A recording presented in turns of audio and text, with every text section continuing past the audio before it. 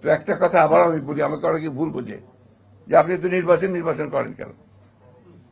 হ্যাঁ, আমাকে বিশেষ করে ছাত্ররা তো বলেই এখানে নির্বাচন বলার কারণটা হচ্ছে একটাই, হচ্ছে যে আমরা বিশ্বাস করি, আমি জানি না আমার এই বিশ্বাস ভুল কিনা, যে কোনো নির্বাচিত সরকার কিন্তু একটা অনির্বাচিত সরকারের চেয়ে ভালো।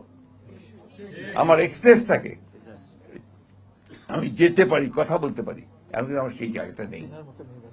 যে কখনো ধৈর্য হারাবেন না, আশা হারাবেন না।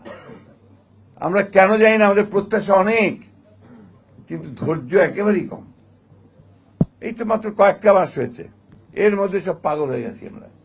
এবং দেখেন আমাদের এই সরকার অনেক ভুল ত্রুটি করছে, ভুল তো করবেই, তারা সরকারে ছিল না, রাজনীতি করেনি, রাজনীতির বিষয়গুলো তারা অতটা জানেও না, বোঝেও না, তাই না?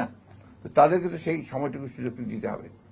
প্রতিদিন আপনার এখন বার হচ্ছে, আপনার মিছিল, দাবি দাওয়া সব বেড়ে গেছে। একদিন কোথায় ছিলে বাবা?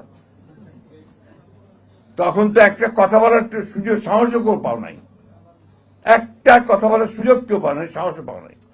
আর এখন যেহেতু একটা অবস্থা তৈরি হয়েছে, সবাই ঝাঁপিয়ে পড়ছে। এখন এই ওয়াজির সাহেব বলছিলেন যে ওনার পাশেই জাতীয় বিশ্ববিদ্যালয়, না